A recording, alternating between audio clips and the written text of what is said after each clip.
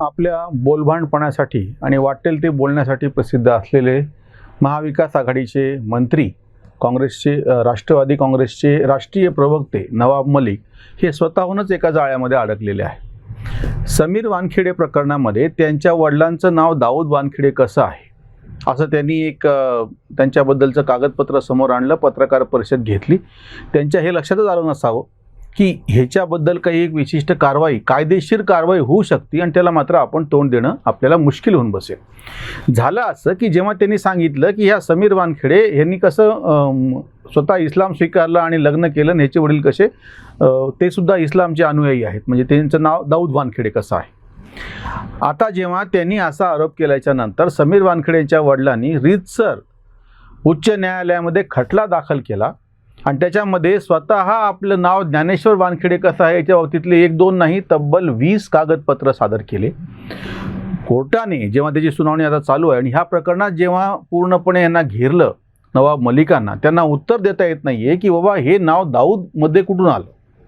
त्यांच्या प्रत्यक्ष काय म्हणता येईल, त्यांचा जे काही कागदपत्र आहेत, आधार कार्ड असो, पॅन कार्ड असो, असे एकूण 1-2 नवे 20 कागदपत्र, जन्माचा दाखला असो, या सगळ्यामध्ये ज्ञानेश्वर नाव, ज्ञानदेव असं नाव असताना तुम्ही दाऊद कसं काय केलं? हे मलिकांकडून सहज झाले अशी गोष्ट नाही आहे। एक लक्षात घ्या की मला हा मुद्दा फक्त नवाब मलिक, समीर वानखेडेचे वडील ज्ञानदेव वानखेडेंबद्दल बोलतात इतका मर्यादित ठेवायचा नाही आहे। त्याच्यावरती बऱ्याच ठिकाणी माहिती उपलब्ध आहे आणि न्यायालयामध्ये जे काही कामकाज चालू आहे, न्यायाधीशांनी जे काही ताशेरे ओढले ते सगळ्यांच्या तुमच्या समोर आहे।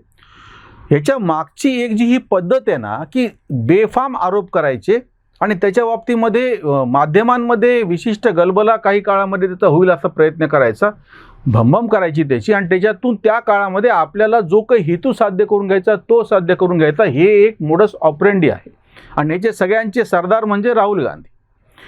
राहुल गांधींनी 2014च्या नंतर त्याचं सगळ्यात ठळक उदाहरण म्हणजे चौकीदार चोर आहे। म्हणजे मी हे नवाब मलिकांचा जो आरोप आणि नंतर जी आता कायदेशीर कारवाई सुरू झालेली आहे हे फक्त याच्यात जोडतोय कुठं आहे तुम्ही लक्षात घ्या की असे काही आरोप, चौकीदार चोर आहे आरडाओरडी केल्याच्या नंतर भाजपच्या खासदार मीनाक्षी लेखी यांनी अधिकृतरित्या न्यायालयामध्ये खटला दाखल केला त्यांच्या विरोधामध्ये, आणि तुम्ही हे सिद्ध करून दाखवा राहुल गांधीला लेखी माफी मागावी लागली। बरं, हे प्रकरण इतकंच मर्यादित नाहीये, याच्यापूर्वी सुद्धा अरविंद केजरीवाल यांचे ते पण एक सरदारच आहेत अशा फेक ह्याचे आरोपांचे। मनोहर पर्रीकर यांच्या विरोधामध्ये, मनोहर पर्रीकर नाही, मला वाटतं अरुण जेटली, दिवंगत अरुण जेटली हे आणि नितीन आपले हे दोघं जणांच्या वती, नितीन गडकरी यांच्यावरती सुद्धा यांनी अशा पद्धतीचे आरोप केले होते विरोधामध्ये। या दोघांनीही अधिकृतरित्या न्यायालयामध्ये खटले दाखल केले अब्रू नुकसानीचे आणि अरविंद केजरीवालांना बिनाशर्त माफी मागावी लागली। अजून एक महान पत्रकार राजदीप सरदेसाई, त्यांनी सुद्धा आपण केलेल्या एखाद्या खोट्या बातमी संदर्भामध्ये आपण फेक न्यूज कशी पसरवली हे वारंवार होतंय, तुम्ही लक्षात घ्या। आणि ह्यांना एक माहीत झालेलं आहे की बहुतांश वेळा लोक प्रत्यक्षामध्ये कायदेशीर काही कारवाई करत नाही, त्याच्यामुळे आपण सुटतो आणि आपला हेतू साधला जातो। पण जेव्हा कोणी प्रत्यक्ष कायदेशीर कारवाईला तयार होतं, प्रत्यक्ष न्यायालयामध्ये जातं, मग मात्र यांची भांबेरी उडते। जसं अर्बन नक्षलच्या ह्याच्यामध्ये सुद्धा जो आम्ही व्हिडिओ आधी केला, त्याच्या आधी पण केला होता, तुषार दामगुडे सारखा एक तरुण प्रत्यक्ष ठामपणे उभा राहिला की भीमा कोरेगावची जी दंगल झालेली आहे त्याच्या आधी एल्गार परिषद कशी झाली होती, त्याच्यामध्ये पत्रक कसे वाटले होते, त्यांना FIR दाखल करायला लावला पोलीस स्टेशनमध्ये जाऊन। जेव्हा कोणी प्रत्यक्ष ठामपणे असं उभं राहतो आणि ती व्यवस्था मग लगेच हालायला लागते। तुम्ही असं गृहीत धरलेलं असतं की आपलं हा जो सगळा खोट्याचा जो महाल आहे तो ज्या विटेवरती उभा आहे असत्याच्या, ती जर कोणी काढून घेतली तर हे सगळा इमारत कोसळायला काही वेळ लागणार नाही। नवाब मलिक यांनी हे गृहीत धरलेलं होतं की ह्याच्या विरोधामध्ये कोणी काही फारशी कारवाई करणार नाही, आपण तर प्रत्यक्ष मंत्री आहोत।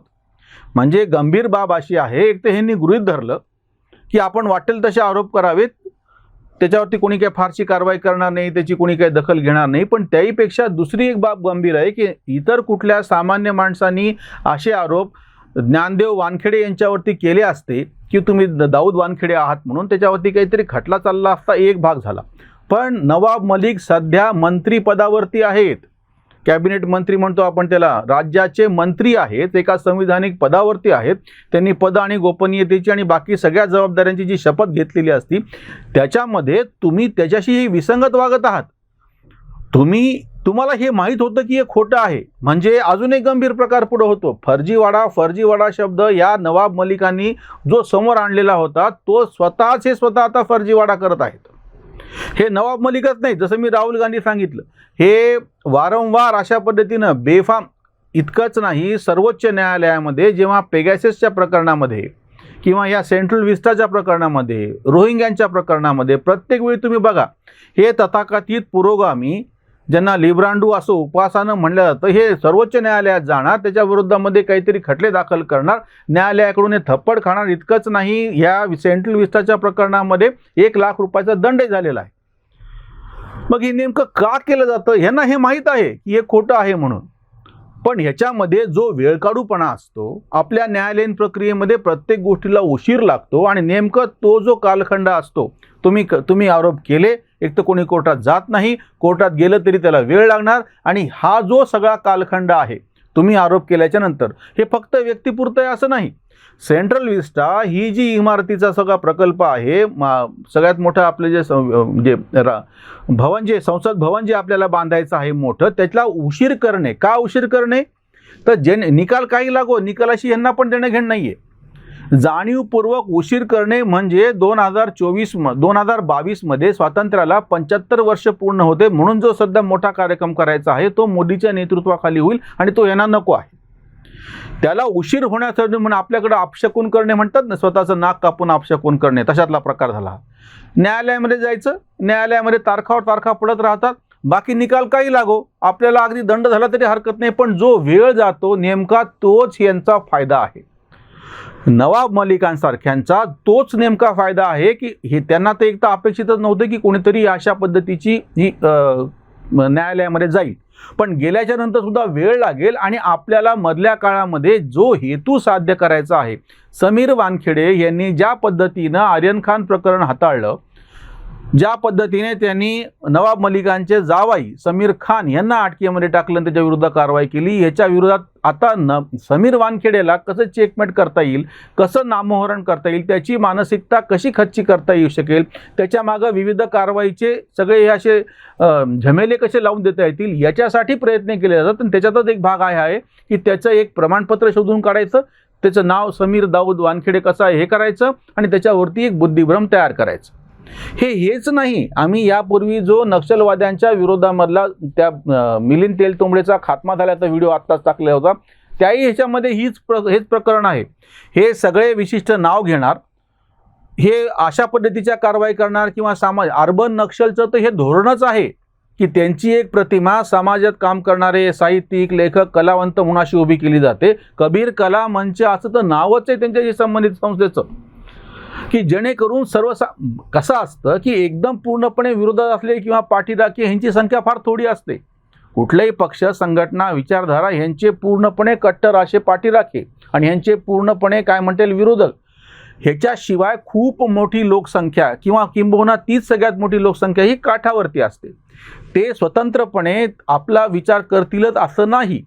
अशा वेळी त्यांच्यासमोर जर असे काही बुद्धिभ्रम ठेवले तर त्यांचं मत बदलू शकतं आणि ह्याचा फायदा आपल्याला जेव्हा जेव्हा निवडणुका किंवा जे काही बाकीचे आपले हेतू साध्य करायचे त्याच्यासाठी होऊ शकतो. म्हणजे परत ते राहुल गांधीचा तुम्ही किस्सा आठवा. हे नेमकं केव्हा झालं?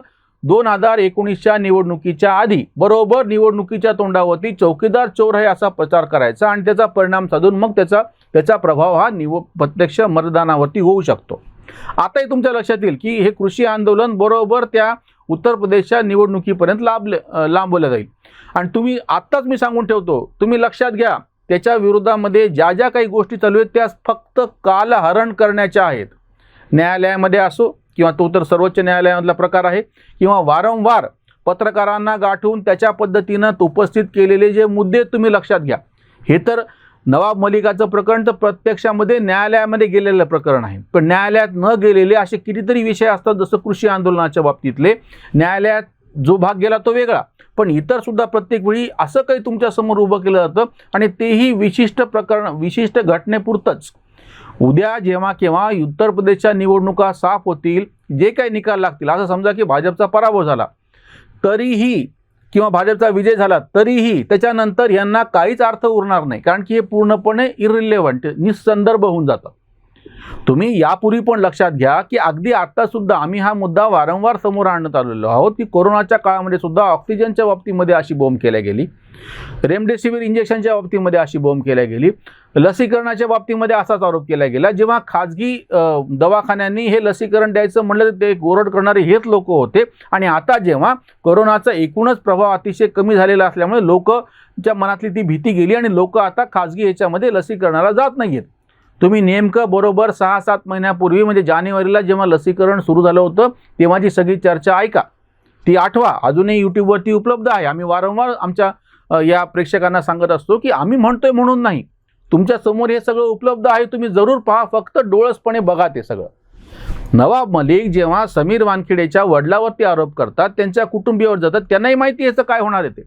पण ह्या काळामध्ये त्यांचं मानसिक खच्चीकरण करून आपण आपली जी काळी बाजू आहे ती लपवायची आहे. म्हणजे ही गोष्ट केवळ अशी नाही आहे की ह्यांना काही फार सत्याची चाड आहे. ते पण तुम्हाला मी एक आवर्जून उदाहरण सांगतो.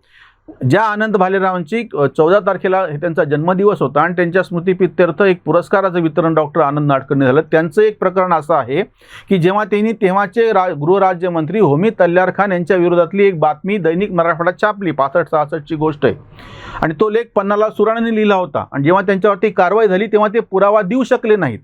त्यांनी माफी मागितली, पण जेव्हा त्यांना सांगितलं की बाबा ह्या लेखाचं तुम्ही म्हणजे माफी नाही मागितली, लेखाची माफी मागा नाही तुम्हाला तुरुंगात जावं लागेल, ते म्हणाले पुरावा मी देऊ शकलो नाही म्हणजे माझा लेखक, पण त्याच्यासाठी जी शिक्षा आहे ती आम्ही भोगायला तयार आहोत, कारण की आम्ही सत्यासाठी लढतो आहोत. असं म्हणल्याच्या नंतर त्यांचे जे लेखक होते म्हणजे पन्नालाल सुराणा, त्यांना तुरुंगात जाणं म्हणजे हे खरं तर संपादक म्हणून सुटू शकले असते, पण आपली जबाबदारी ओळखून त्यांनी तुरुंगवास स्वीकारला, तो तुरुंगवास पूर्ण केला आणि सुटल्याच्या नंतर लोकांनी भव्य मिरवणूक काढली. का तर ते सत्यासाठी लढत होते म्हणून. त्यांना असं नवाब मलिकांसारखे आगोपणा करायची गरज नाही पडली. आरोप केला, लेख लिहिला, फक्त पुरावे देता नाही आले, पण तो आरोप खरा आहे सर्वसामान्य लोकांना माहीत होतं. तुरुंगात गेले आणि बाहेर पडल्याच्या नंतर लोकांनी मिरवणूक काढली. आज उद्या समजा हा आरोप खोटा झाल्याच्या नंतर नवाब मलिक जामिनासाठी तडफडत बसतील पण तुरुंगात जाणार नाही.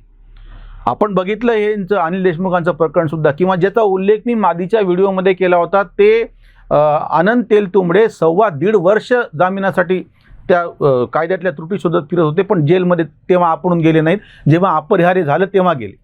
म्हणजे ह्यांची जी लढाई आहे ते कुठल्या मुद्द्यावरती नाही आहे, ही फक्त स्वार्थाची लढाई आहे. विशिष्ट पद्धतीचा राजकीय स्वार्थ आणि बाकीचे कुठले स्वार्थ साधायचे आहेत ते. हे जे मुद्दे समोर विशेषतः आता काय झालेलं आहे की 2014च्या नंतर मोदींना विरोध करायच्या नावाखाली म्हणून सगळी जी न्यायालयीन प्रक्रिया आहे त्याचं एक हत्यार म्हणून वापरल्या जात आहे. खरं तर ह्याची दखल स्वतंत्रपणे घेऊन अशा दाखल झालेले खटले खटाखट न्यायालयानंच खारिज करून टाकले पाहिजेत, कारण की ह्याचा उद्देशच वेगळा आहे. तुम्हाला राम मंदिर प्रकरणातली कपिल सिब्बल यांची याचिका लक्षात असेल की केवळ 2019च्या निवडणुकीपर्यंत ह्याचा निर्णय टाळला गेला पाहिजे. का तर तो जर निर्णय हिंदूंच्या बाजूनं लागला म्हणजे मंदिरांच्या बाजूनं, तर आपल्याला त्याचा काही फायदा होणार नाही असं प्रत्यक्षामध्ये न्यायालयात सांगितलेलं ह्यांनी की हा तुम्ही निकालच लांबवा. म्हणजे न्यायालयाच्या बाबतीमध्ये वेळ काढूपणा हा पण एक तुमचा हेतू साध्य करायचा असू शकतो. म्हणजे प्रत्यक्ष निकाल काय लागो ती वेगळी गोष्ट झाली. हे ओळखून आता सगळ्यांनीच मिळून अशा पद्धतीचा दबाव अशा जेव्हा केसेस होतात त्याच्यावरती आणला पाहिजे. कायद्याचे जे तज्ज्ञ आहेत किंवा प्रत्यक्ष त्यात काम करणारे लोक आहेत त्यांनी तर त्याच्या पद्धतीनं काम केलंच पाहिजे. एक सर्वसामान्य नागरिक म्हणून आपण अशा पद्धतीच्या ज्या काही खेळी केल्या जातात त्या ओळखून त्यांच्या विरोधात ठामपणे उभं राहिलं पाहिजे.